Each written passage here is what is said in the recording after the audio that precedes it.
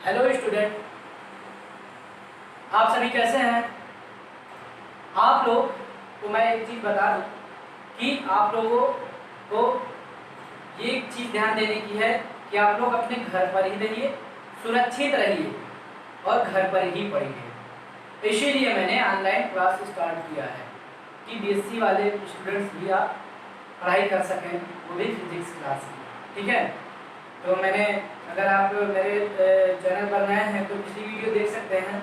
मैंने बताया है पिछली वीडियो में कि इस चैनल पर केवल फिजिक्स क्लास ही चलेगी। और मैंने पिछली वीडियो में बीएससी फर्स्ट ईयर के तीनों पेपर के जिक्र भी कर दिए हैं कि नेम क्या है, क्या क्या है। ठीक है, अगर आपने नहीं देखा पिछली वीडियो तो आप हमारी पिछली वीडियो देख सकते हैं, क्योंकि इस वीडियो को लंबी ना करें, क्योंकि सारी चीज़ें अगर हम पिछली वीडियो की ही आपको शेयर करेंगे तो फिर लंबी वीडियो हो जाएगी और आप भी नहीं देखेंगे। ठीक है, तो आप ध्यान से सुनिएगा और मैं तुरंत स्टार्ट करने वाला हूँ आपका बीएससी फर्स्ट ईयर का पेपर फर्स्ट।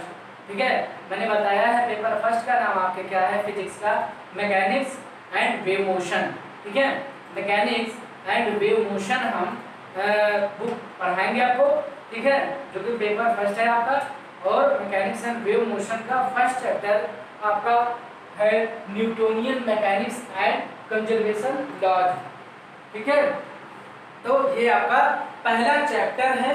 ठीक है, और ये बीएससी फर्स्ट ईयर की क्लास है, फिर से ध्यान दीजिए। ठीक है, और भाई ब्रिजेश सर, ठीक है, आई एम ब्रिजेश कुमार चौरसिया, मैं आपको पढ़ाऊंगा फिजिक्स। ठीक है, तो ध्यान से सुनिएगा मेरी बात को। और इसमें जो है मैं आपको पढ़ाऊंगा Newton's laws of motion.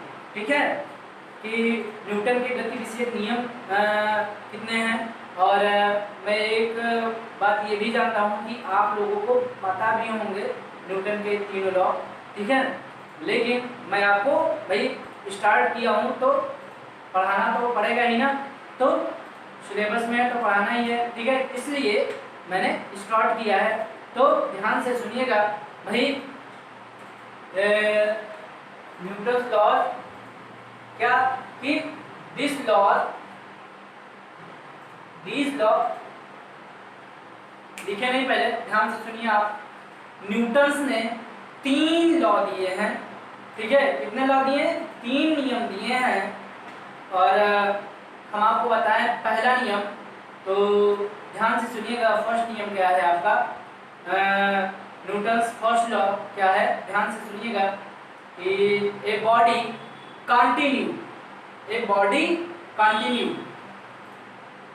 In its state of rest और uniform motion. A body continue in its state of rest और uniform motion in a straight line in the क्या सेम डायरेक्शन, एक ही दिशा में। ठीक है, unless some external force is applied to it। ठीक है, फिर से ध्यान से सुनिए, बहुत ही इंपॉर्टेंट पॉइंट है। A body continue in its state of rest और uniform motion. Okay, rest, state of rest का मतलब क्या हुआ कि विराम अवस्था में। यूनिफॉर्म मोशन का मतलब एक समान गति में। ठीक है, एक समान गति करते हुए एक सरल रेखा in straight line in the same direction, एक ही दिशा में। Unless some external force is applied to it, जब तक कि इस पर कोई बाह्य बल ना लगाया जाए। ध्यान से सुनिएगा, इसका अर्थ भी मैं बता देता हूं और आपको मैं लिखवाता भी हूं। ठीक है, न्यूटन्स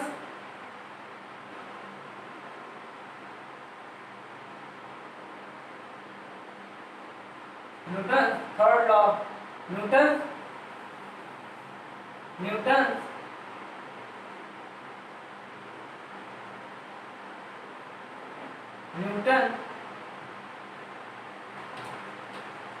gave 3 laws। न्यूटन ने 3 नियम दिए हैं, ठीक है। न्यूटन गेव 3 लॉज, न्यूटन ने 3 नियम दिए हैं, ठीक है। यह हाँ ऐसे भी कह सकते हैं हम, कोई रटी रटाई चीज नहीं है, हम ऐसे भी लिख सकते हैं न्यूटन गेव 3 लॉज, न्यूटन ने 3 नियम दिए हैं। कितने नियम दिए हैं? 3 नियम दिए हैं, ठीक है। न्यूटन ने 3 नियम दिए हैं, जो कि फर्स्ट लॉ क्या है?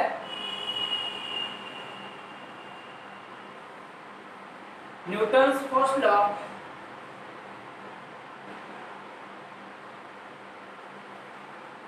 न्यूटन्स भी ऐड कर लेते हैं। न्यूटन्स फर्स्ट लॉ क्या है कि साथ में लिख कर ये a body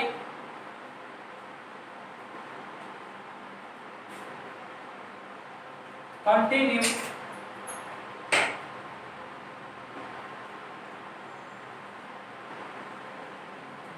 in its state of rest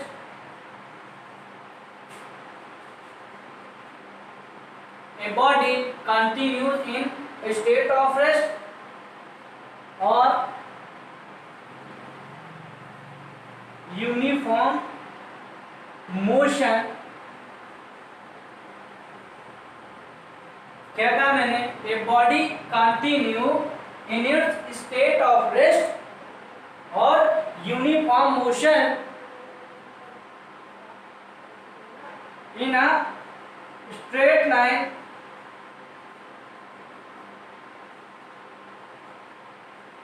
in the same direction.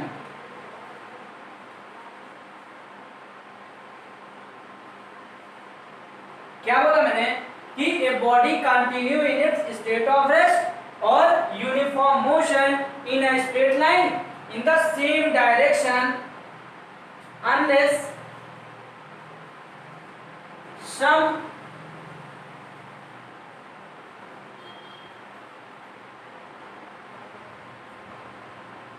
external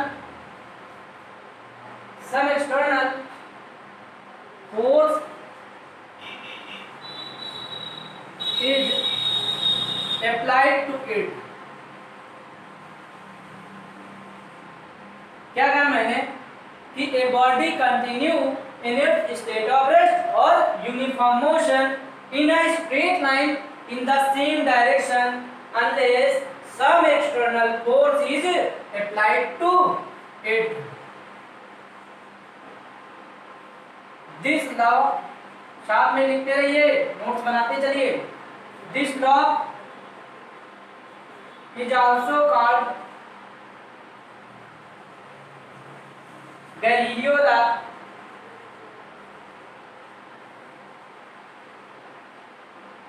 This law is also called Galileo law or law of inertia।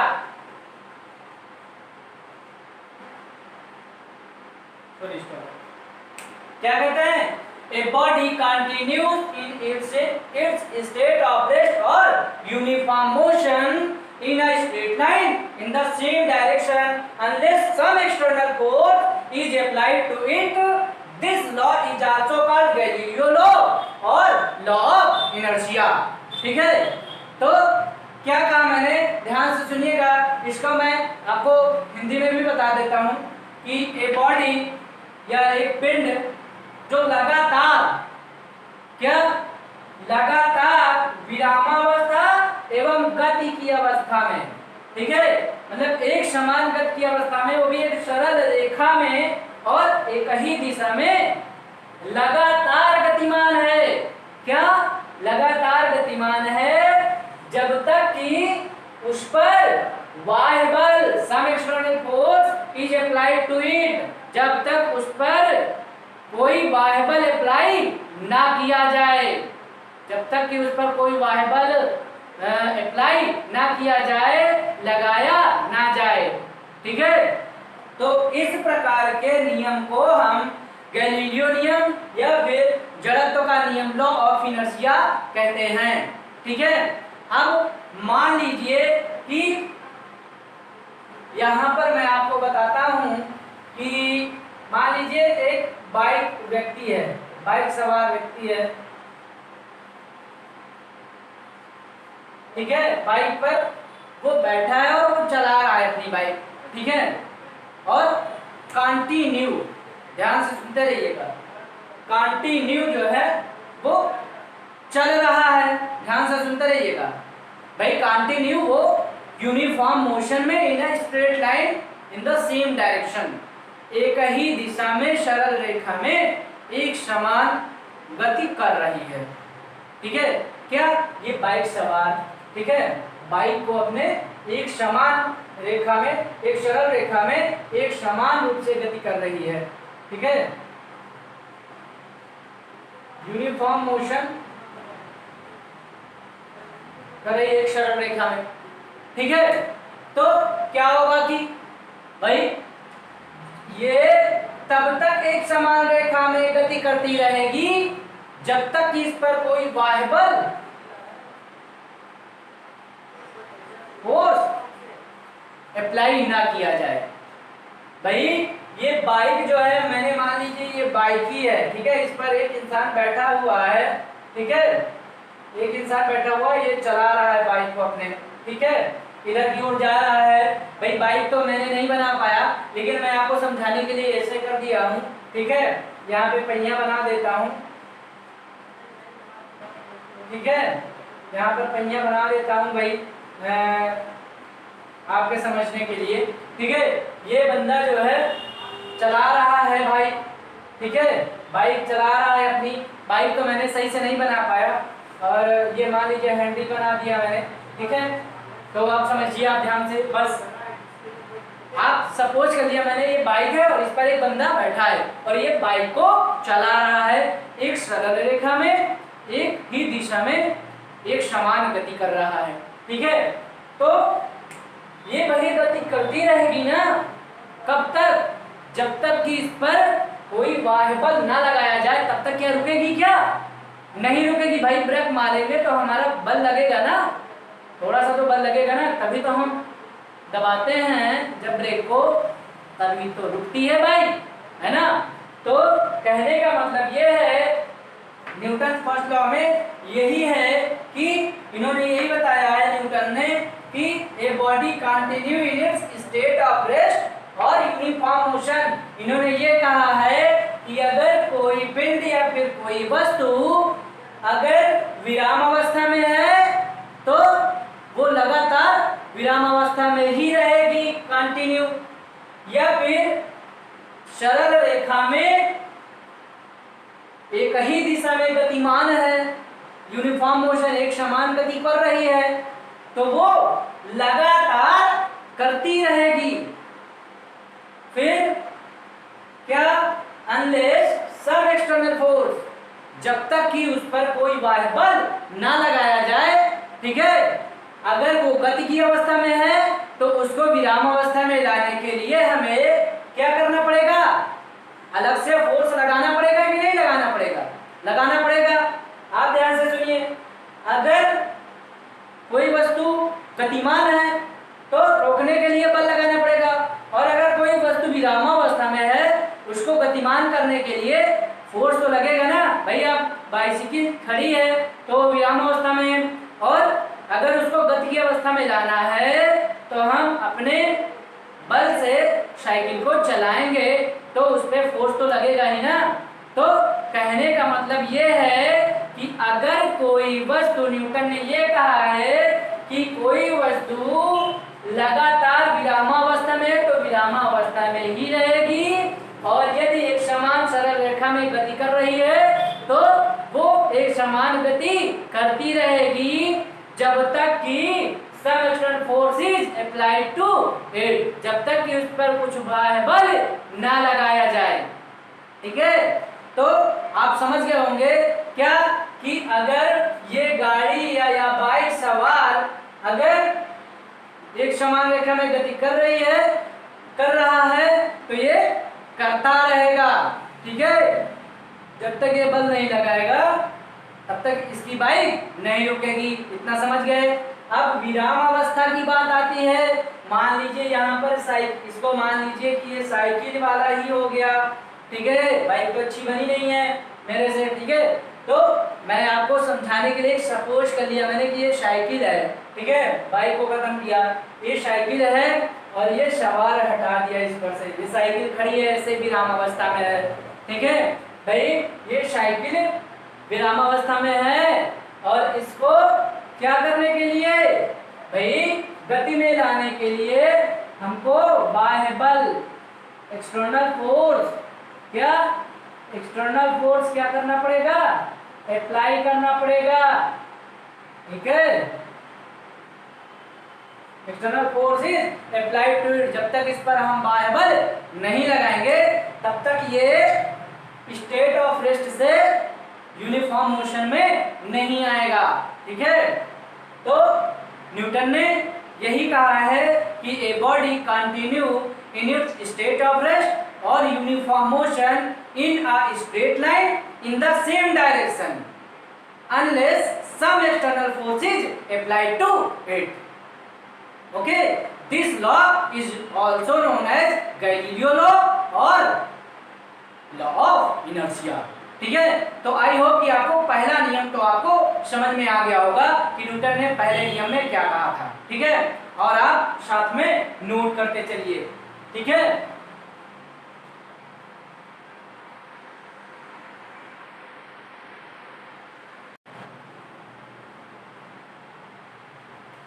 अब आप सेकेंड लॉ देखिए।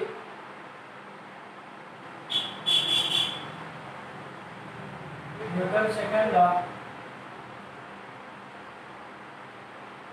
Newton second law, Newton second law क्या है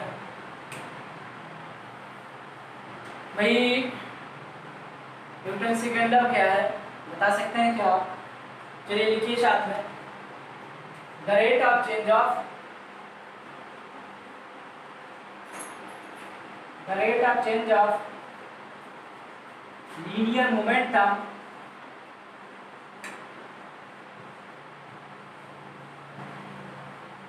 the rate of change of linear momentum the rate of change of linear momentum of a body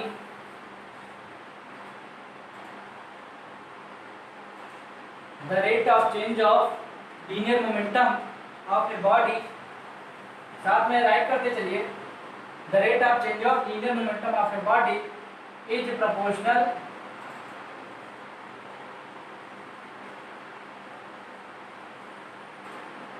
the rate of change of linear momentum of a body is proportional to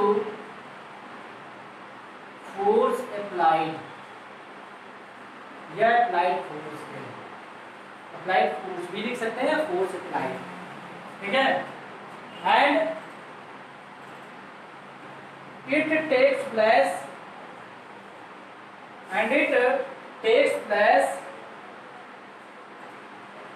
in the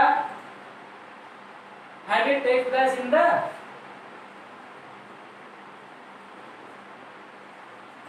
direction of force के। ठीक है,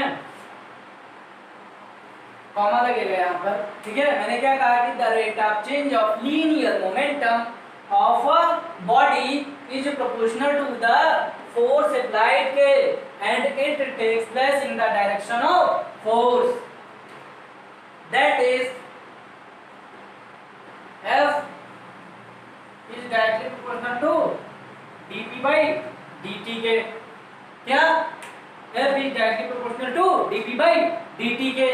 तो इसको हम क्या लिख सकते हैं इधर, ध्यान से देखिएगा भाई, ये हम लिख सकते हैं F बराबर स्मॉल के d बाई dt के एंड t के स्थान पर क्या हो जाएगा, mv हो जाएगा। आपने 12th में पढ़ा होगा p बराबर mv होता है लीनियर मोमेंटम का फॉर्मूला। ठीक है, यहाँ पे लिखे दे रहे हैं हम, क्योंकि we know that, हम जानते हैं कि p बराबर होता है क्या, mv के। ओके, तो मैंने यहाँ पर क्या किया, पुट कर दिया। अब जस्ट मैं इधर आता हूँ, ध्यान से देखिएगा। ठीक है, यहाँ पर m क्या है, कांस्टेंट है। ठीक है, तो क्या लिख दिया यहाँ पर लिख सकते क्या है हम, F बराबर के m dv by dt ठीक है, यहाँ पर लिख सकते हैं आप, चूंकि इफ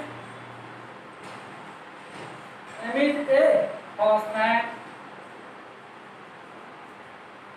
ठीक है, मैं यहाँ पर ये लिख सकता हूँ, ध्यान से सुन रहिएगा, ठीक है, और साथ में करते भी रहिए, जानना समझ में आया पूछ भी सकते हैं कमेंट के जरिए, ठीक है।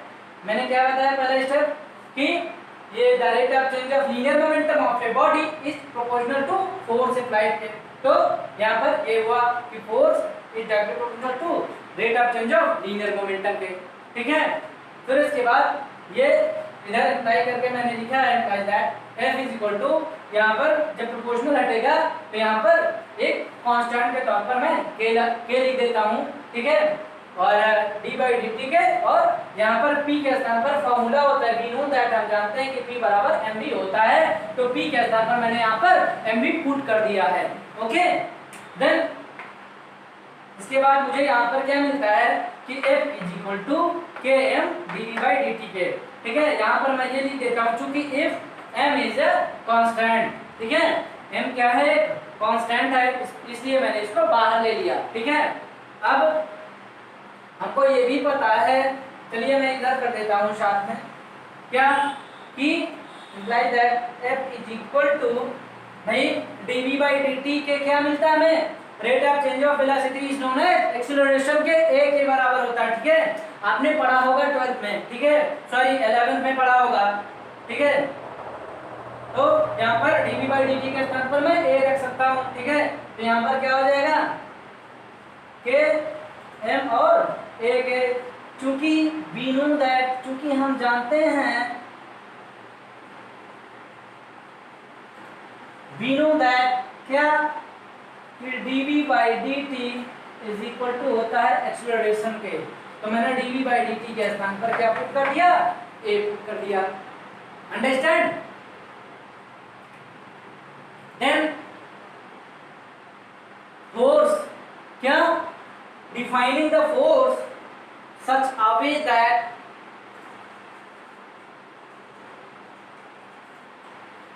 defining force such a way that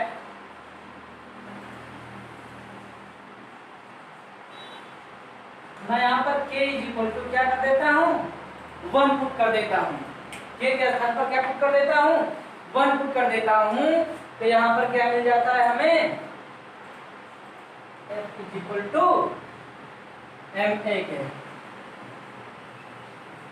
ठीक है, ये हमें न्यूटन सेकंड लॉ मिल जाता है, क्या मिल जाता है, Newton second law, F is equal to ma के, ठीक है। Newton second law is also known as law of force, बल का नियम भी कहते हैं, ध्यान से सुनिएगा। F is equal to ma, ये इक्वेशन जो है, दिस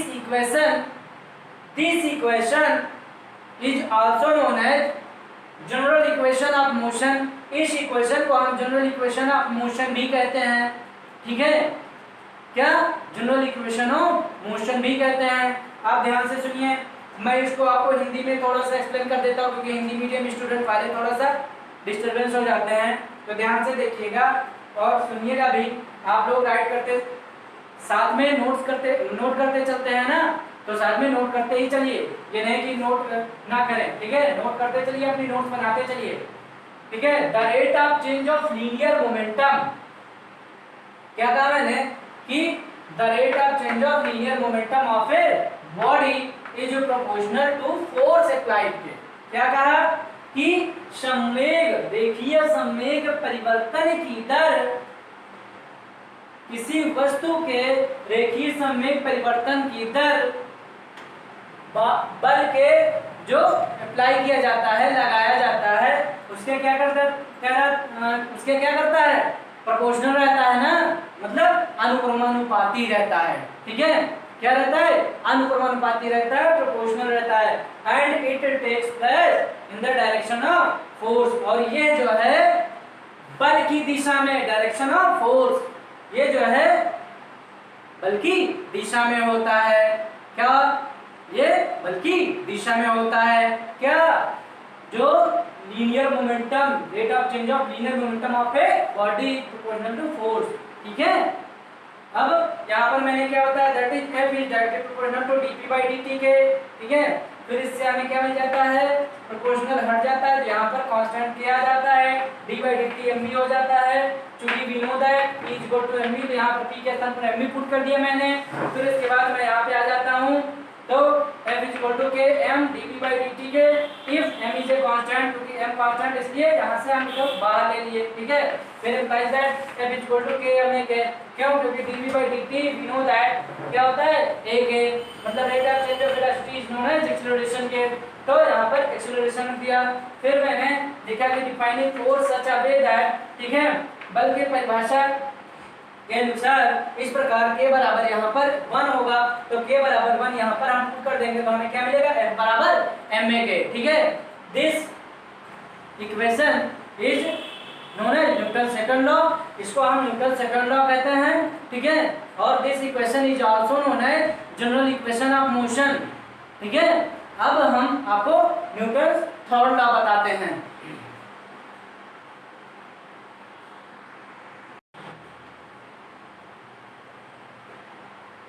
अब चलिए हम आपको आगे न्यूटन थर्ड लॉ बताते हैं।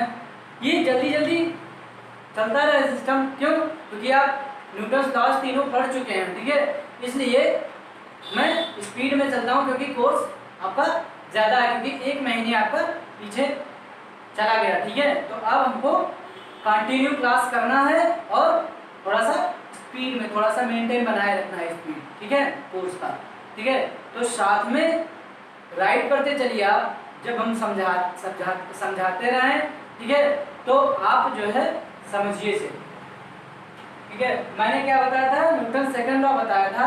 सेकंड लॉ में मैंने बताया था, क्या बताया था अभी, F बराबर ma, ये बताया था ना। इसको हम भाई dp by dt is equal to लिख सकते हैं ना। तो this equation is also known as general equation of motion, मैंने बताया आपको। भाई इसकी डेफिनेशन भी हो गई, क्या the rate of change of linear momentum is proportional to applied force के, ठीक है, ये सेकंड लॉ हो गया। और अगर हम इसका जो है डेफिनेशन निकालें यहाँ से फोर्स की, तो क्या हो जाएगा भाई, फोर्स की डेफिनेशन कि the product of mass and acceleration is known as force की। यहाँ से हम फोर्स की डेफिनेशन निकालते हैं तो क्या हो जाता है कि the product of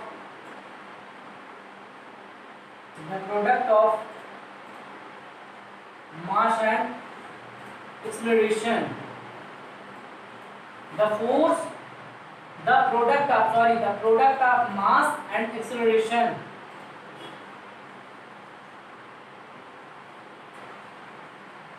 the product of mass and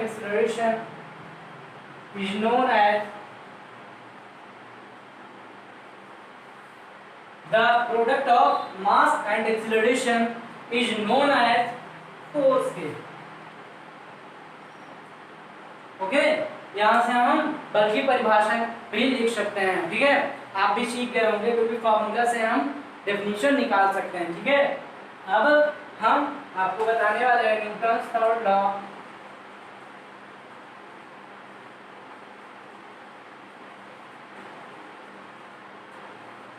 Newton third law क्या है कि ध्यान से सुनिएगा, तो साइड में लिखते रहिएगा, to every action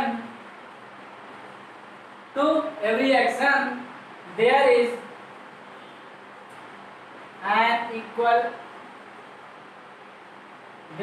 N equal and opposite,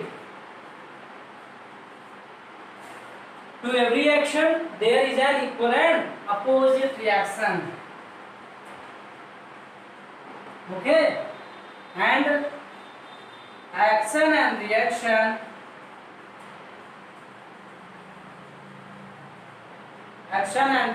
ये एंड लगाने से अच्छा है कि मैं यार ये एंड लिख दूं, ठीक है, फुल फॉर्म, क्योंकि मैं थियरी लिख रहा हूँ, ठीक है।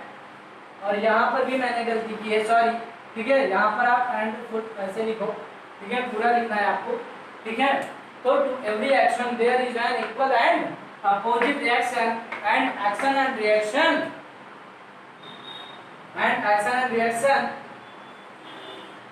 एक्ट ऑन डिफरेंट बॉडीज,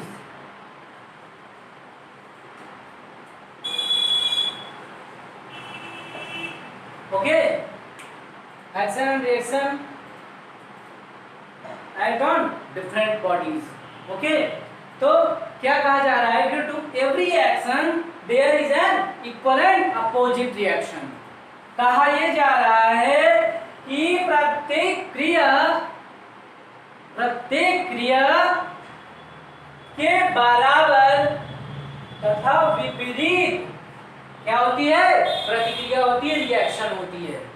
क्या, प्रत्येक क्रिया के बराबर तथा विपरीत प्रतिक्रिया होती है और action and reaction act on different bodies.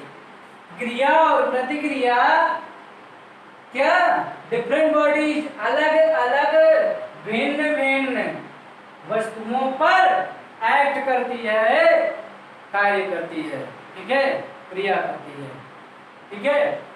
तो क्या कहा गया है कि भाई प्रत्येक क्रिया के बराबर तथा विपरीत प्रतिक्रिया होती है, ठीक है, और जो क्रिया और प्रतिक्रिया होती है वो अलग अलग वस्तुओं पर होती है, ठीक है। जो क्रिया और प्रतिक्रिया होती है वो अलग अलग वस्तुओं पर होती है, भिन्न भिन्न वस्तुओं पर होती है, ठीक है। इतना समझ गए। अब आपको एग्जाम्पल लेकर समझाते हैं हम। मान लीजिए आप तैरने वाले ले लें, उदाहरण बिल्कुल इजी है और आप समझ भी जाएंगे, ठीक है, ध्यान से सुनिएगा। मान लीजिए आप तैरने गए पानी में, ठीक है, और तैरना शुरू कर दिए। तो ध्यान से सुनिएगा, जब आप क्या करते हैं, एक्शन करते हैं, तो पानी आपको क्या करता है, आगे की तरफ खींचता है, मतलब रिएक्ट करता है। कैसे, इक्वल एंड अपोजिट रिएक्शन, मतलब जितना आप एक्शन करते हैं उसके बराबर तथा विपरीत।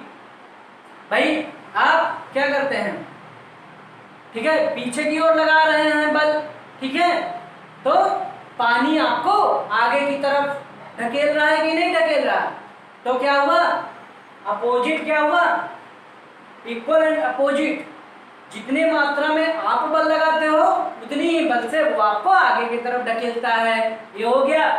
फिर अपोजिट, भाई अपोजिट डायरेक्शन, आप पीछे की तरफ कर रहे हो पानी को, तो पानी आपको क्या कर रहा, आगे की तरफ ढकेल रहा।